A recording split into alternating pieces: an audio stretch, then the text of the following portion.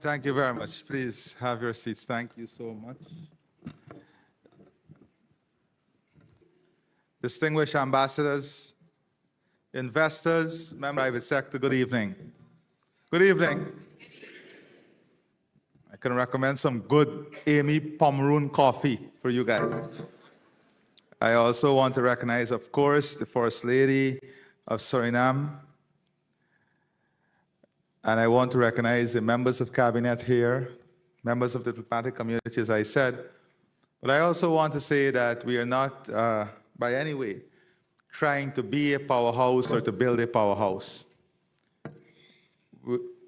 We really have a simple objective, and that is to build long-term and sustainable growth through physical and human investment, and to strategically position Guyana as a competitive partner. I want you to listen, as a competitive partner in this region, because we know that we cannot go alone. We have to go together as a region, and that is our objective. How do we strategically use where we are today, integrate that as a partner with the rest of the region, and then position ourselves through our partners to be sought after global partners and a global area for investment. Now, I'm very happy I came a bit early because I would have made myself a fool as a copycat. Having listened to the ambassadors, I think I have nothing much more to say. No, the other pen. But I want to ask now for, but before I do that, let me congratulate Vishnu and the team for putting together a wonderful conference.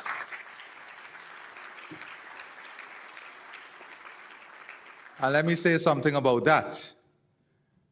You know, I've challenged the private sector to be innovative, to be bold, and to be strategic. And this is an example of that. Years ago, everyone would have sat back and waited on the government to organize a conference like this. The dynamism of the market has shifted in such a way that the private sector came to the government and said, this is our plan, where are you? And we were right there with the private sector. This is how systems must work. The government is there to create an enabling policy environment, to create an environment of growth and competitiveness, to support investment, and the rest of the economy must take it forward. It must not be the systems of the past, where the state tried to dominate and suppress thinking, investment, and the role of different players, whether it's the private sector, civil society, whoever in that ecosystem that support democratic development. That is very important. So today I want to take a different approach to things because a lot would have already been said, and I want the room to be engaged. So I'm going to give you the opportunity to ask me 10 of your hardest questions, and I'll then develop my speech from there. So the floor is open. First, give our international guests, the US ambassador will tell you where she served before. A big part of the culture is that you give your guests the best food first. So give our guests the best bite first. Let's not repeat questions, and let us not make the questions an essay. So the floor is open. 10 questions. Let's go. If you don't ask 10 questions, you'll have to listen to me for 3.5 hours. Hello? Hello? Yes. Yes. Thank you, everybody, for having us today. Oh, sorry. I got to stand up. My name is Anthony. Coming from French Guyana. I might be one of the only ones here. That's a really close country from Guyana. I've heard all of these beautiful speeches tonight, and I have just one question. Do you consider my region to be part of this whole journey that Guyana is going into? I'm talking about French Guyana. Do you consider it as a partner in the next few years? And can we have the opportunity to play inside of these big games that is happening right now here? Thank you, sir. Thank you. Next question. Let's go. I'm trying the White House format. Let's go. President, Be strategic in your question, otherwise I'll be bold in my response. President, my question is, how do you see the cooperation with Suriname? You realize the First Lady is here, right? I know. Next. Next. Please.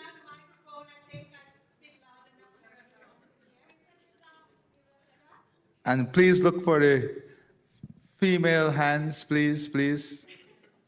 Yes, go ahead. Thank you for opening for questions. This is amazing.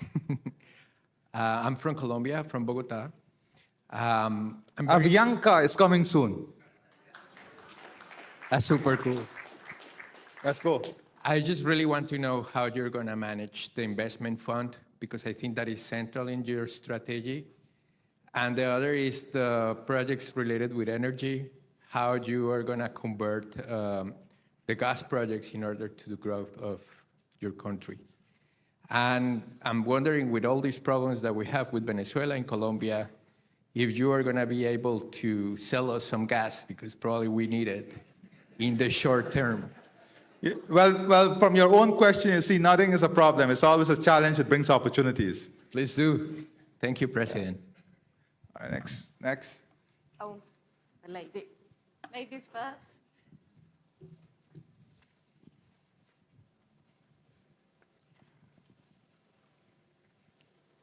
Thank you, His Excellency.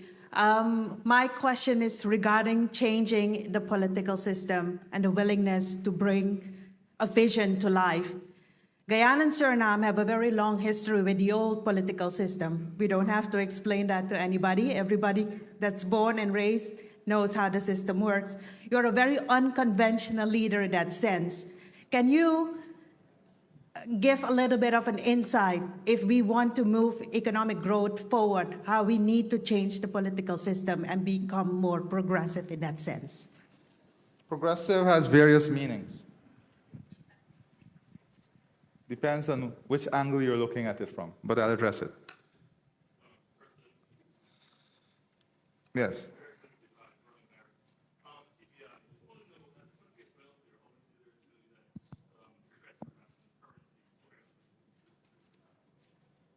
What's that? Yeah, there might be the Vernon Barrett TBI. As the country gets wealthier, there might be the pressure for the currency to strengthen. You know, it's quite low to the US dollar now, and the tendency maybe the market forces might push it up. How will investors anticipate this happening in the next 5 to 10 years?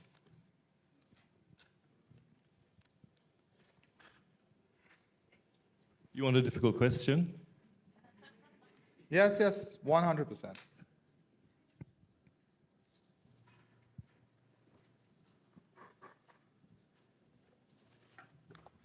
Next.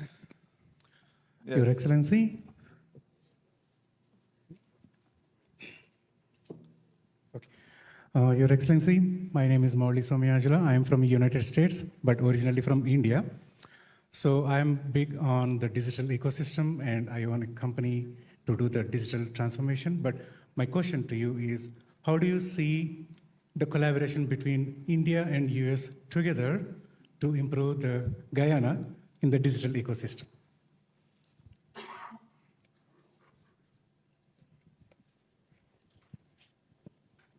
Your Excellency, I'm from the Western Caribbean, from Belize, a country that's far away from Guyana, but yet so very close. We've spoken about innovation tonight. Who misinformed you that you're far away from us? Geographically. We've spoken about innovation this evening and the importance of it. How important is the innovation of linking and using the linkages that we do have to tap into the network of, you know, Central America and Caribbean and South America and all of these linkages? How could we make the innovation of that happen? Maybe I need to refer you to my parliamentary speech, because you will make me take an hour. Next. Yes. Good evening. It's on your right. I'm here. Yeah. From Yes, you're Suriname. shining. You're shining. You're shining, yeah. I'm Yeah, a little bit that's bold and I'm in the light. Okay, my name is Bastiaan. I'm from Suriname, Sportvisio. I want to ask you if you have a vision on healthy and fit people for your workforce. Suriname and Guyana are not the most healthy countries if we look to chronic illness. What is your vision on preventive health? And on topic, at this moment, you meant competition in the region. At this moment, Suriname is playing against Guyana. It's 3-1 for Suriname at the moment. I'm sorry. You see, no. You see, no. This is the problem when you're a good host and you give your guests a good time. You allow them to have an opportunity to lead. You see how easily they can misinterpret that? Okay, let's go on. It's just first half now. First half now. 40 minutes, 3-1. Yeah, we'll give you all 90 minutes as good guess. Okay, it wasn't long ago that Guyana was one of the poorest countries in the region. It's now become the most wealthy, the fastest growing economy in the world. Suriname has just had its final investment decision and is set to grow. What are some top lessons there are from Guyana that you want to tell Suriname and Suriname investors? Yes, so I'm going to ask a question too. Is that allowed? So I've been listening here, and I'm like, kudos. Really, very well organized conference. I've heard that we have a challenge, and it's not only in Guyana a challenge, it's also a challenge in Suriname. It's labor. We want to achieve all the goals we set, but we're a very small population. So we need partners, we need support to achieve it. So as the president said, we are partners. So I hear there are representatives from many areas here in Latin America. When we talk about it, we look in probably in the Caribbean, but I hope that this is an opportunity to go broader and we can support each other within the Americas, because Latin America, I hope they see opportunities here in our countries. And President, the question is, how do you think we can do it together? Thank you. Hi, good evening. Good Your evening. Excellence. I think my we'll name have a is counting Maria. problem in the room. Let's go ahead. Yeah, please. No, Okay. Continue. I'm Maria Stevens from Operadores Nacionales Guatemala, a VIP partner of Huawei. And we would like to ask how the government is going to manage the ROI for photovoltaic energy, the regulations, and how they are going to manage How the government will what? photovoltaic or solar energy? Solar energy. Yes, Renewables? Can I say renewables? yes. Okay. Thank you. Next. Somebody else. Good evening. Thank you very much. His Excellency, my name is Giovanni King. I'm from Curacao. I would like to know what your policy is when it comes to one of our regionals development relating to the single ICT space, CARICOM single ICT space, digital inclusion, and also our region's need for a more sustainable subsea fiber connectivity. Thank you. Yeah, no problem. Good evening. I am from the United States, but I have roots here in Guyana. My father was born here. I haven't been here for 55 years. I was 3 the last time. Welcome home. Thank you.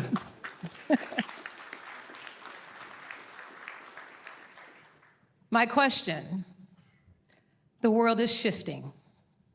There's a lot of things that are changing in the world. I have been following you and listening to a lot of your words, your policies, your vision, your ideas for Guyana. I'm proud of the stance you're taking. My question is, in the midst of all that is happening in the world, in the midst of the corruption and the wrong direction many leaders have taken, how do you stay true to your core?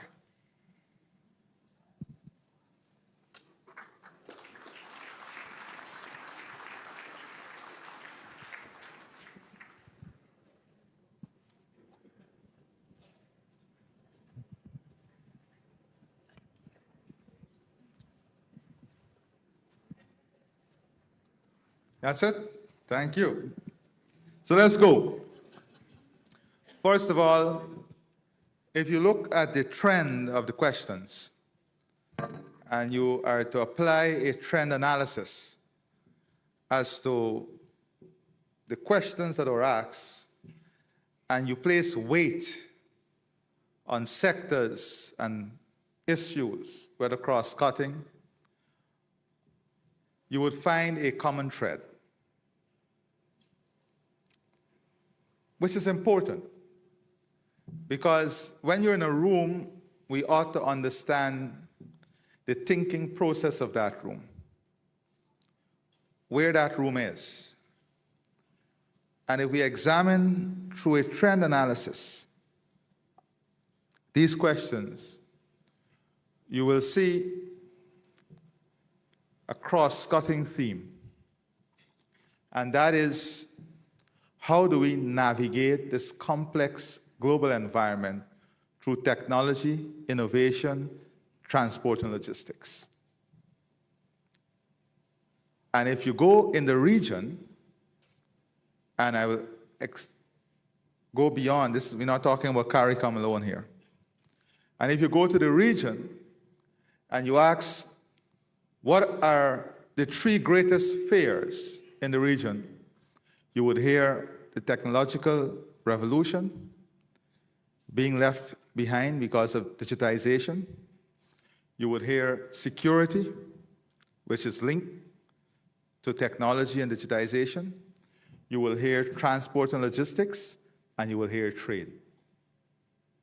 So the mood of this room is reflected in the challenges of the region.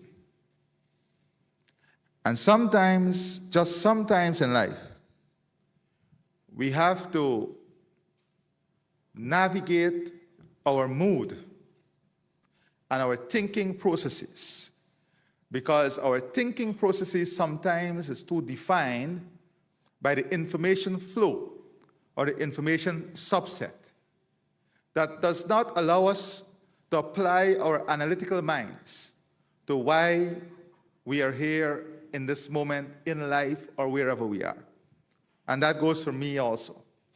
And I found it very useful as an individual to disamuse myself from the narrative and to examine critically from my own perspective, where am I? And in the context of this question, I urge you to position yourself in a region. And what is that region? And that is why First Lady of Suriname was correct in positioning the question. If you ask, where am I now, and confine it to a country within CARICOM, you're doing an injustice to where you are. Because you are in a place that is connected to the Guyana Shield, in answering the first question, that includes French Guyana, Suriname, Guyana, sections of Venezuela, Brazil, and goes up. At the same time, we are part of the CARICOM family. At the same time, we are part of the CELAC region. So, what does that mean to you as an investor? You're no longer talking about an 850,000 person market or a 5 million person market. You're talking about a 400 million people market. And that excludes the connectivity with Europe, the US, Canada, the UK, all of whom we have trade agreements and special agreements in certain categories of areas. So that's the first thing, understanding where we are. And in understanding where we are, we will then understand that where you are, the direction of where you are, and how it's connected to this wider ecosystem. And the US ambassador and the UK High Commissioner, they mentioned it. How is cheaper energy linked to a market of 400 million? How is that linked to agro-processing? How is that linked to innovation? How is that linked to the digital world? How is that linked to the creation of a manufacturing and industrial hub that now positions your company from a central geographic space to access markets that they have preferential trade agreement and agreements with? Now that brings a whole different context to the discussion. So it's understanding where you are and the target. Who is that target? Where is the target? And why did you choose that target? And I believe that these, for any investors, any investor coming into the market now, these are fundamental questions. So coming back to the first question, French Guyana is an important partner in this process. Because what we are hoping to build with Brazil, Guyana, Suriname, and French Guyana, then going all the way into the CARICOM region, is an energy infrastructure that will make us energy resilient, sustainable, and energy dominant. By integrating our energy infrastructure and understanding the energy mix, that's one aspect of the equation.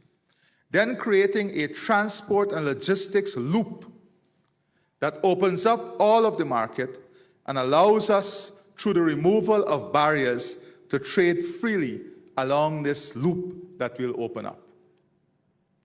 Now, in saying that, there are immediate opportunities. And the immediate opportunity is northern Brazil. With the excess production that comes out of northern Brazil, that is too expensive to take to the Atlantic, to get to the Atlantic, to ship outwards, we now have this real opportunity of creating a world-class food hub, not agriculture hub, food hub that involves agro-processing, that involves value addition, and that involves value expansion around the food production, and then integrate that with a market of 400 million. So that is another aspect, energy, food, but importantly, guess what? The richest natural asset reside among this corridor, the loop. And what is that? Our biodiversity wealth. And remember tonight, the next big global conversation is on biodiversity, and we are leading that conversation.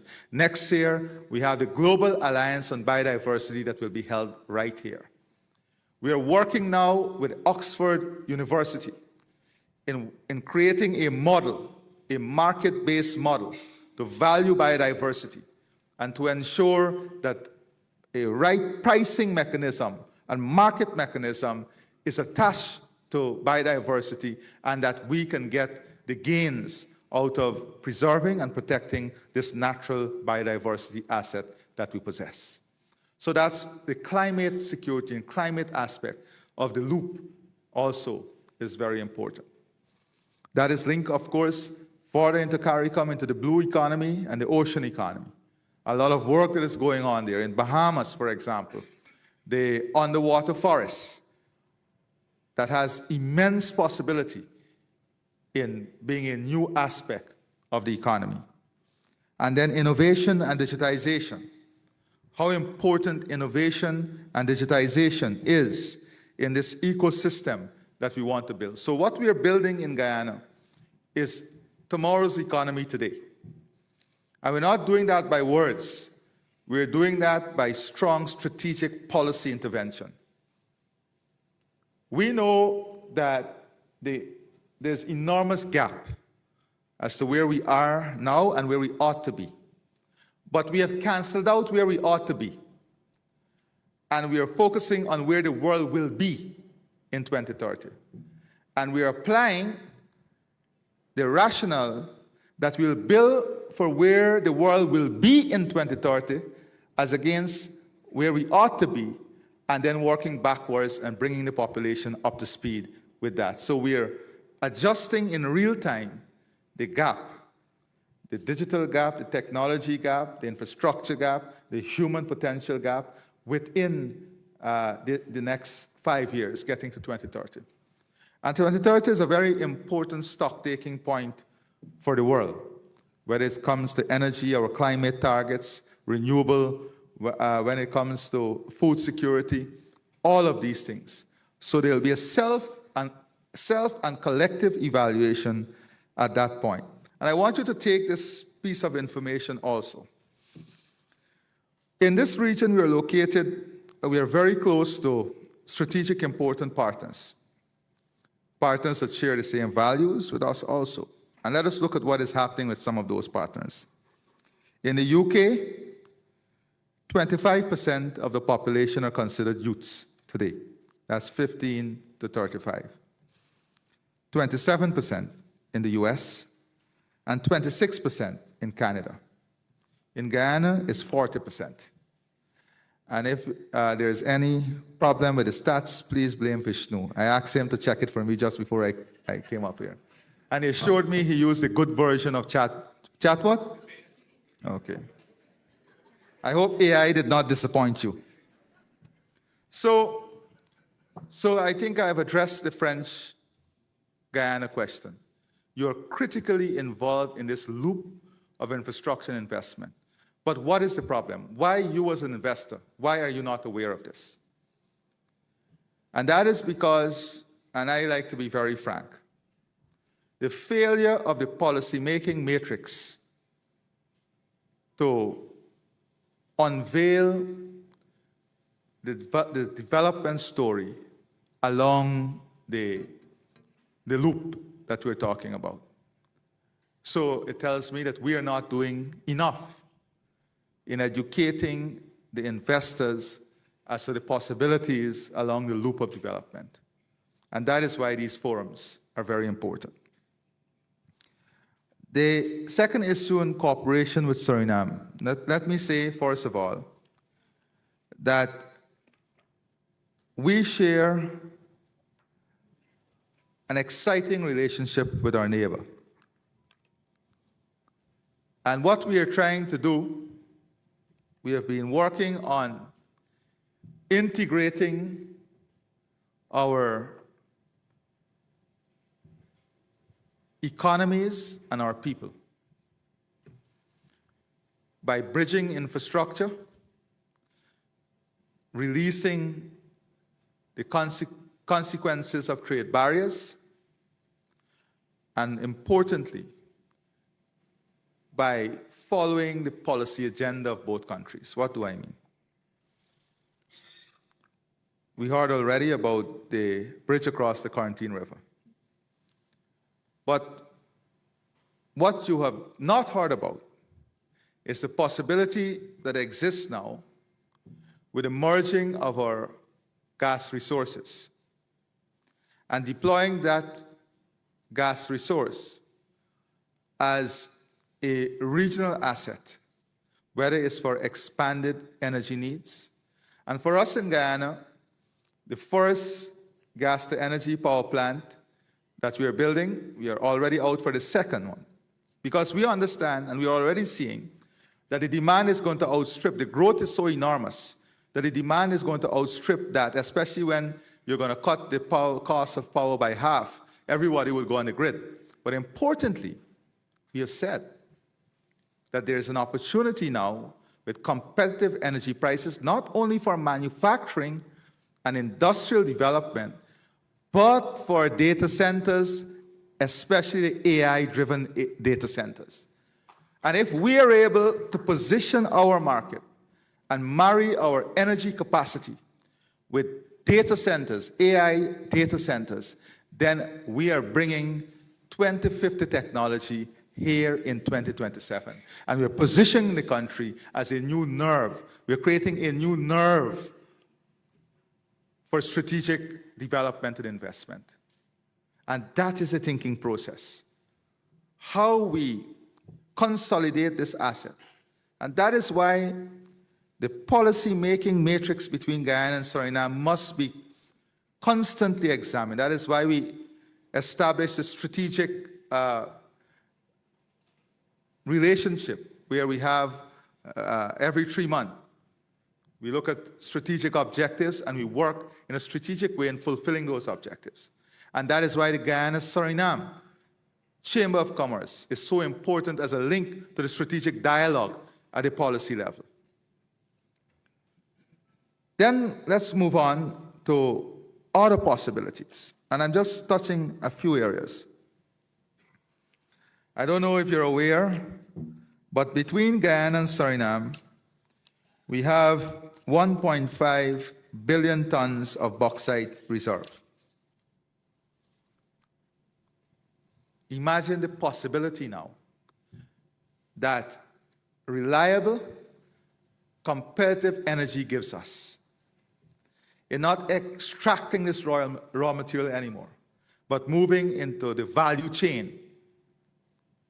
And then imagine the connectivity between that value chain and the opportunities it will bring in transport and logistics. So understanding this, we have committed ourselves in Guyana to the building of a modern deepwater port facility. And we have strategic partners working on bringing together investors, because this will be at least more than $1 billion US investment. It is not a deep water facility for oil and gas. It's a deep water facility to position Guyana. Let me tell you why. And let me tell my friend from French Guyana and my friends from Suriname another piece of stat that is important. Over the next decade, based on studies, between Suriname, Brazil, French Guyana, and Guyana, we have the potential of producing 3,000 megawatts of new power, interconnecting 3,000 megawatts of new power in the energy system. Imagine what that can do for this development loop. You're talking about enormous possibility. But let me give you a piece of stat here that is important, that many people don't focus on. When we talk about creating this logistic loop with a deepwater port, so we are, of course, known as the gateway to South America. CARICOM countries, including Haiti and the whole region, we have maybe 17, 18 million people within the market system. Within the LATAM region, we have about 660 million people, a collective GDP of about $5.7 trillion, in a region that is heavily focused on manufacturing, agriculture, energy, natural resources. The Caribbean sea shipping lanes accounted for 12.5% of global containerized trade in 2022. The Atlantic Ocean routes accounted for 20% of global trade in 2020. The Panama Canal accounted for 5% of global maritime trade. This is a wider base. And of course, North America, USA, which is USA, Canada, and Mexico, accounted for about $1.8 trillion US annually. Why do I give you those figures? Where are we located? Where are you? Guyana is the eye of the, if you say the eye of the storm, Guyana is the eye of the opportunity in this ecosystem. So between Guyana and Suriname, if we build this ecosystem out properly, we can create a world-class transport and logistics hub from Guyana, servicing the entire region because of accessibility, capability, competitiveness, and costs. So we understand what this can do for the region, and that is a massive investment that we're looking at. So the collaboration between Guyana and Suriname, I would say, is enormous. the results are now going to showcase its face, especially with the recent announcement from Suriname. In just, the ambassador said, 2015, we achieved forest oil. That's what? That's less than 10 years. In less than 10 years, with our partner Exxon, we have built a world-class training center in Guyana, one of 10 in the world, with a full-scale FPSO simulator on land, an investment of 120 million US. You know what that will position us to do? This is now going to position us to be not only Exxon, but any offshore deepwater operation. It now positions us to be the center, the hub for training of their human resources in 10 years. In 10 years, we have been able to build in Guyana a global training hub for everything deepwater offshore. That is not a light accomplishment. That is because of the policy, strategic policy direction that we pursued. So I'm not going to go further into our relationship with Suriname. Colombia. You asked about the management of our investment fund and projects related to energy in Venezuela and Colombia. Unfortunately, in every region, we have good examples and not so good examples. What we have to understand in this region is that if we are going to partner with each other and build relationship and create an enabling environment that is built on one platform, then that platform must have some common values, common aspects in relation to the rule of law, and democracy must be an important aspect of that platform if we are to achieve long-term sustainable relationship. If we just want a one-off opportunity, these things would be nothing.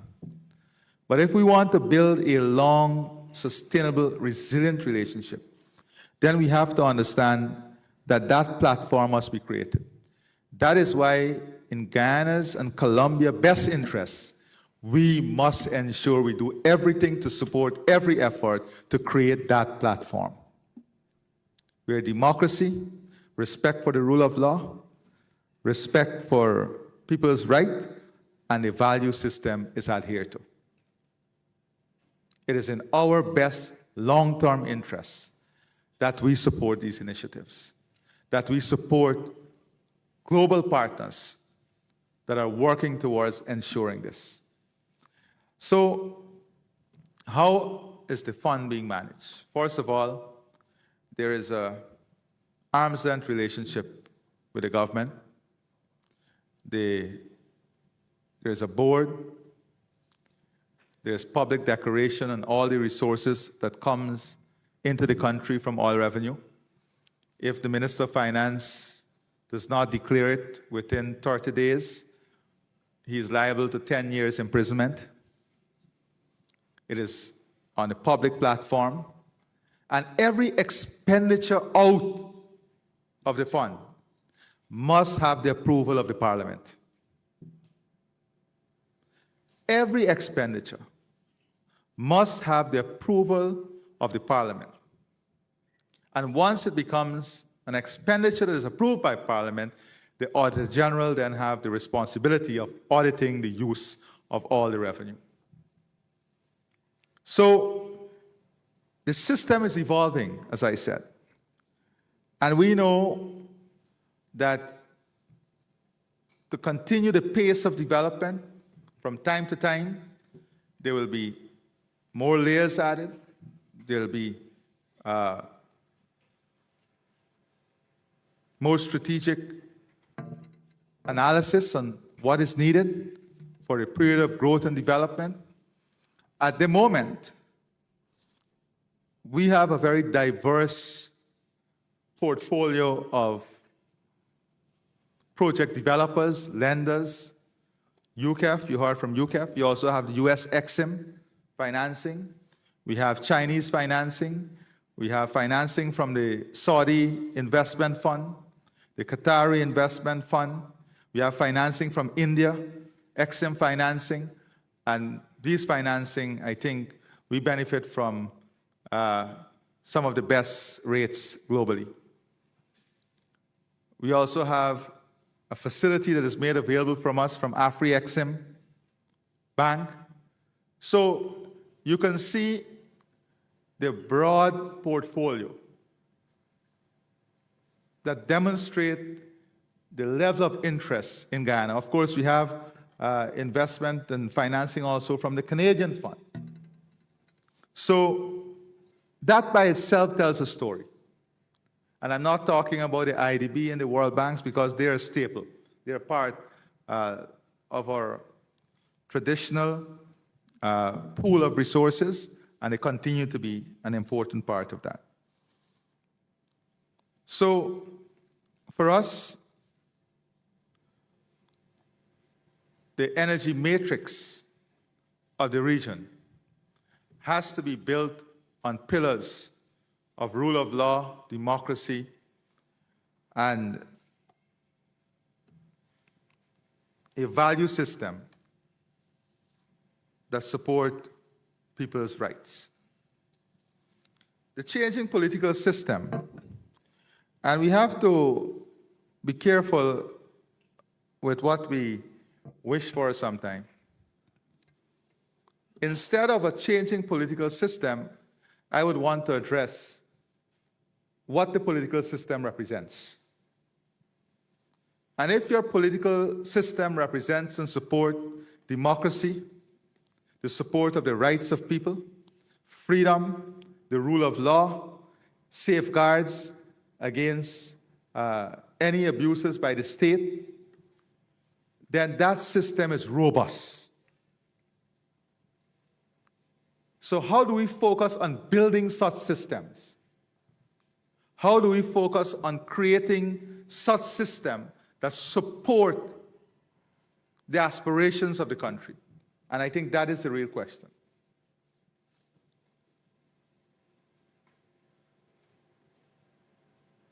In Guyana, our political system has been tested many times.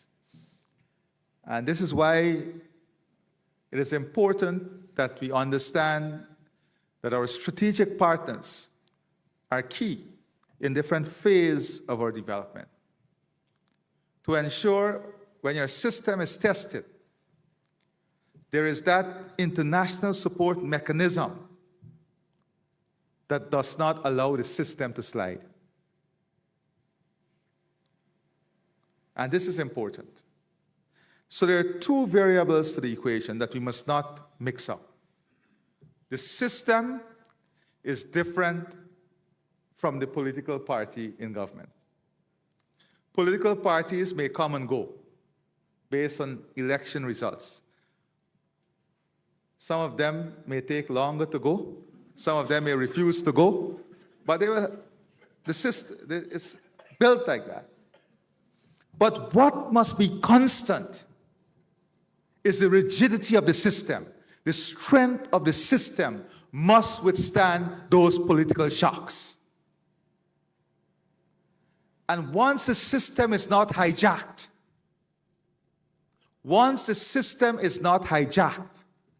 then that system will be able to withstand the weathering and the storm of the political process. When you look at the strong economies across the world, and I always come back, and they're tested too. Even the US was tested in 2020. But the system, look at the system.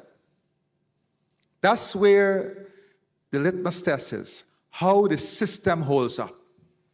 We were tested in 2020, and what did you see? You see in the behavior of persons who operate the system cracks. So once that system remains intact, you can weather the storm. Look at the UK election, and this is a very good example, one of few we have. Look at the smoothness and swiftness of transition in the last elections. How the system worked. So we must not mix up political movement with the system. And if we all commit to building strong system, sometime or the other, we will all benefit from that system. So that is what our commitment must be, to build strong institutions and system to support the ecosystem we are operating in. The currency is strengthening, and I will answer this by saying two things. Whether we'll adjust our rate. Now, it's very easy when you have resources to say it does not look fanciful at 206 to 1 or 210 to 1. Let's make it 6 to 1. But that is not the test that you should look at. I want you to look at the fluctuation of the currency against the dollar in a time period of the last 10 years. And you will see the story of the currency.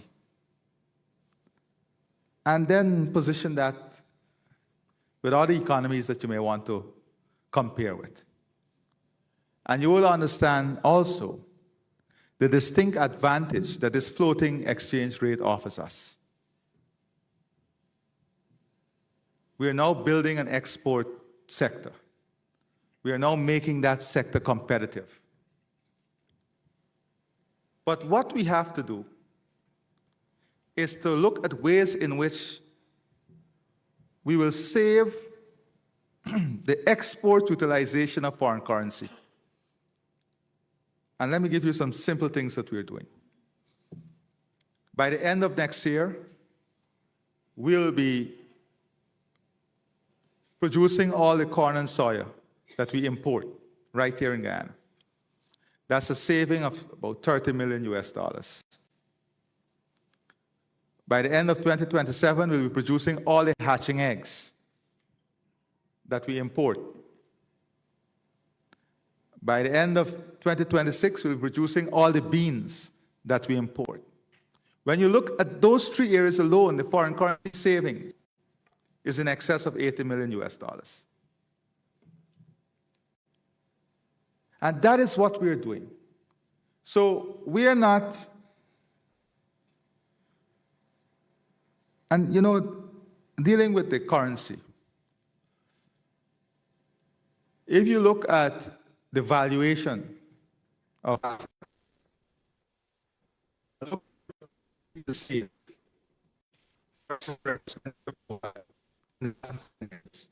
although income is rising rapidly, you will see that there is a disturbance in your propensity to save and your expenditure profile. Although in the last 5 years, we weathered significant global shocks, including COVID-19, 2 major floods, the highest transport and logistics costs globally, we have still been able to maintain this stability. India, US, Guyana. I would say that both India and US are important partners for Guyana. We've been expanding our trade with India, but perhaps India offers us the fastest and most innovative application of cost-effective technology for SMEs, without a doubt. Because they've been able to test different technologies and they've been able to build an ecosystem to support innovation among SMEs that I think is second to none.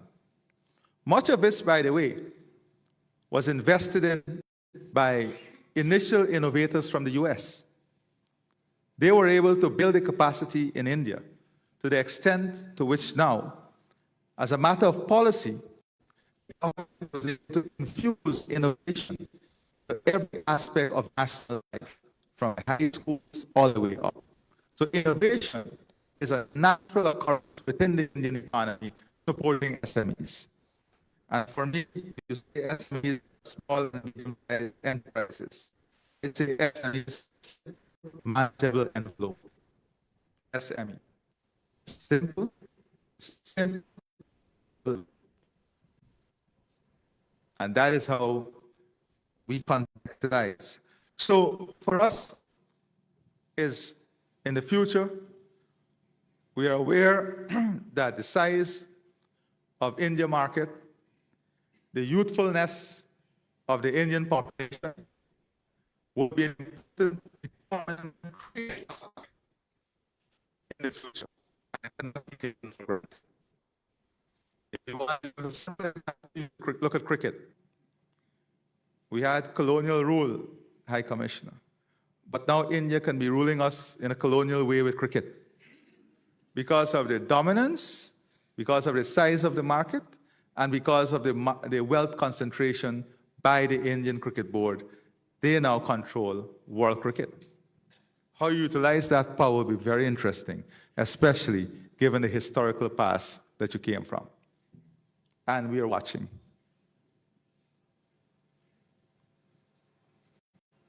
So, the question really is, how does the UK, US, EU, Canadian, Chinese, Indian investor view the country? Do you view it as a location to do business and move on? Or do you view it from a wide scope and analyze how do I position my product, my business line, into this market to reach the 650 million people, given the fact that there will be certain distinct competitive advantage that Guyana will offer you. And that is where, like for example, we are now acquiring 2 aircraft from India. If you look at the possibility that exists, look at the region that we're in. Look at the geography of the region. Look at the military composition of the region. Look at the security architecture of the region. And you will understand that there is a distinct possibility for an assembly line that gives you a preferred access to the market for any one of the countries. Now, this may sound far-fetched, but this is a reality if you look at the demand structure and type of asset that is required. The same goes for the maritime sector, shipping, for example. And when an investor comes in, let us say we have a large-scale port operator that comes in. Invariably, that port operator brings in with them a series of opportunities for SMEs. So the big models are always built on the premise that there must be a series of SMEs supporting what they want to do. And that is where the local content legislation comes in. How the local content legislation fits into the vision of the country at the macro level, and then at the supporting infrastructure that is the SMEs. But it's an important point I want to make about SMEs. Being an SME does not mean you must not have standards, or you must not meet certification, or you must not invest in certification, or that you must be an SME all your life. There are some businesses that describe themselves as SME from the time I was a boy to now. And although, I still look very young, it's a long time ago. So how do we ensure that the path of growth for the SMEs is defined into graduation process? And in this, in opportunities and opportunities, it's important that SMEs understand that certification standards and processes is an important part of what will make them successful. And how from a state level, we invest in supporting these to achieve this. Those are important questions also. In Belize, the issue of innovation and digitization in the link, I made a very long presentation on the digital future for Guyana, because we are embarking on creating a digital strategy for Guyana that is integrally linked the rest of the region. For example, we are now looking at building out the Guyana Digital School that will be available for all of the region. Real-time learning that will be open up for students from across the entire region. We are now dealing with working with ICA on the establishment of a center of excellence for agriculture and for our farmers that will support the entire region. Real-time data, real-time education, farming education, real-time information flow as to what challenges may occur in the coming days, real-time weather information that allows farmers to plan better. And that's an important part of the 25 by 2025 strategy for the region. Then, very important question was asked about health and fitness and workforce. We're investing heavily in primary health care. But what did we do? We did not just decide we want to invest in primary health care. We looked for the best. So we have signed up with Mount Sinai and Northwell Healthcare System. And they're working with us in building out a primary healthcare system that will support a healthy population in the future. But for us to achieve this, it is important that we get baseline health data. So we have to ensure the entire system is digitized. We have to look at telemedicine, robotics, a healthcare management information system, a patient care management information system. And all of that, we have ongoing work in all of those areas. That allows us to build an integrated ecosystem. So with our international partners, we have launched a national program targeting all the school children to have them screened for all the possibilities, identifying growing challenges, learning challenges, hearing challenges, diabetes, and then we are going to different segments of the population. So in the near future, we'll have the baseline health data that will allow us to critically plan the way forward. Important to this is investment in primary health care and public health. That includes education, and we're starting that from the school level. So the next generation of Guyanese will have a better understanding of their health and how to take better care of themselves. I think somebody asked about the fastest growing economies and lessons to Suriname. I don't think there's any lessons for anyone. There's always a learning process. We are also in a learning curve. You know, there will be challenges, there will be missteps, but in that learning curve, you just have to, it's a cycle. You have to learn, to unlearn, to relearn. And that is the first thing that, personally, that is the first thing I have adopted in my own style. I understand that this is a learning curve. There'll be time when I have to unlearn everything I thought might have been good, but you have to have the humility to unlearn it and then relearn new ways. And that is it. That is what it is. It's a learning curve. And in that learning curve, there will be best practices that you can identify around the region. There will be worst practices that you can identify. There will be good examples that you can identify. There will be policies that you can borrow that will help. But always, you know, my only advice would be, because Suriname is aggressively now moving forward, there is a big problem.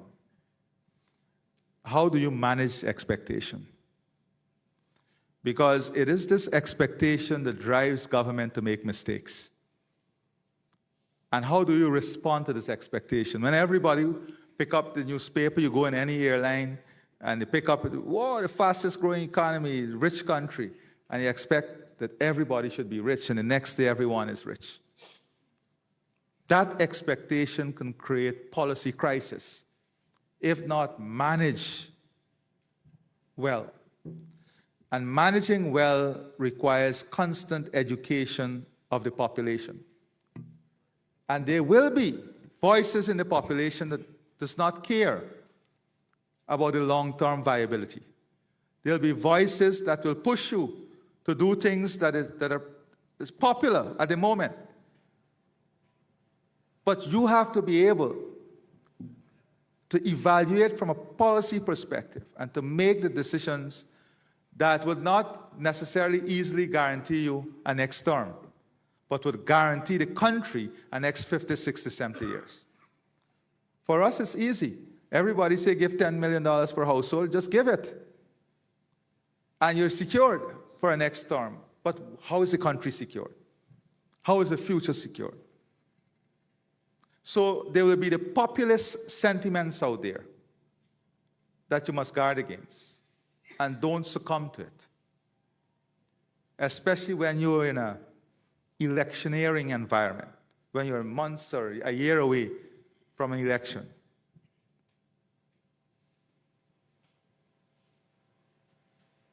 You have to be very strategic, and that is what we have done. We have stuck to the fundamentals, stuck to the plan, keep the plan simple. Do not make the plan too complex. From the time we allow complexity to take over the plan, you will lose the population. The plan must be simple, understandable, relatable to the population. That is very important. And you yourself, the leaders themselves in the country, must demonstrate that ability to be relatable to the population. You know, many times as countries develop at rapid pace, the relatable feature of governments and leaders can change rapidly. Because instead of doing things a certain way, you may have resources to do it a different way, and you opt to do it a different way. But then you become disconnected with the population. There are times when people would tell me, here, you're too accessible. Yes, there's a risk with being too accessible, because everyone can come and take out a photograph with you, and you don't even know who the person is sometimes. But that's a risk. That does not define who you are.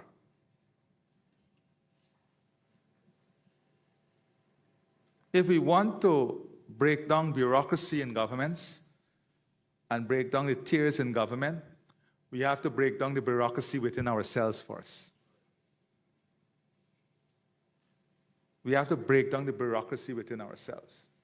And then that allows us to think more selflessly in the entire ecosystem.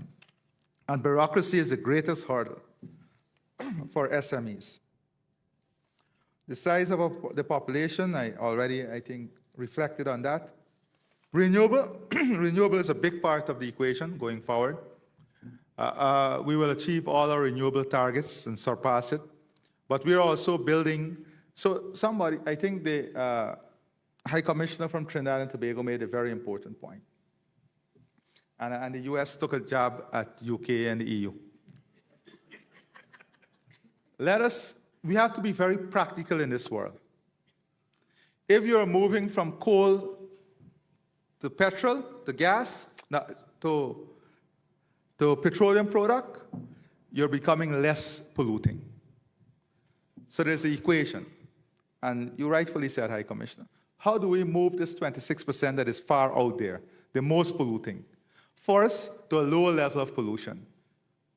And then how do we move from that level to another tier? The best possibility, from petroleum to gas. And then we move from gas to full renewable. And let us not be caught up in this fanciful direction. We have challenges. Don't let anyone tell you that by 2050 there'll be no need for petroleum. It won't happen. We don't have the raw material. First of all, let's ask ourselves a simple question. Which bank is willing to finance a capital investment today and then refinance batteries 5 or 7 years down the road, when the life cycle of the capital cost cannot even be monetized? I mean, these are hard, these are difficult conversations, but these are a real conversation. We already have trade deficit, trade barriers, and trade conflict. If one market produces 70% of the battery requirement of the world, how ready are we to rely on that single market for 70% of the production? These are real conversations. That is why we cannot lock ourselves in. And we cannot point fingers. We have to try to move as much as possible to renewable to achieve the targets. At the same time, we have to keep what we have standing. And that conversation is not dominating the room. Whilst we move to renewable, how do we keep what forests we have globally standing? How do we keep what biodiversity we have intact? So let us not allow further loss. How do we mitigate against further loss? We already have more than 60% of the world biodiversity lost in the last 60 years. What is required to keep what is there now intact? Where is that conversation? And that is the conversation, as small as we are, in our humble way, we are trying to lead globally. That is the conversation. So I think renewable, we have hydro. I've addressed that. There's tremendous opportunity in renewable. The Curaçao ICT space, and Curaçao is now a member of the community. So you're part of the community now. We had a presentation recently among all heads from EU satellite provider that deals with data sovereignty, data integrity, data security. We have proposals also from US providers. The UK is also proposing solutions, because data security, data ownership, and data infrastructure are key elements of the future for us. And if as a region we can have data sovereignty, that is as good as free movement of people, trust me. That is a platform, and it is, because of the way technology is evolving, it is the most reachable platform for us now in terms of shared costs and shared opportunity. Stay true to your value system. It's a difficult, very difficult question. Very difficult question. I'll tell you from many perspectives why it's difficult. I'll give you real examples. We are against every act of terrorism. We're against terrorism, whether it's Hamas, whoever. We are against every aspect of terrorism in every shape and form. And we have very principled position on Palestine, on Haiti, on Hamas, on Ukraine. Now, in a global environment, it's challenging sometimes to navigate.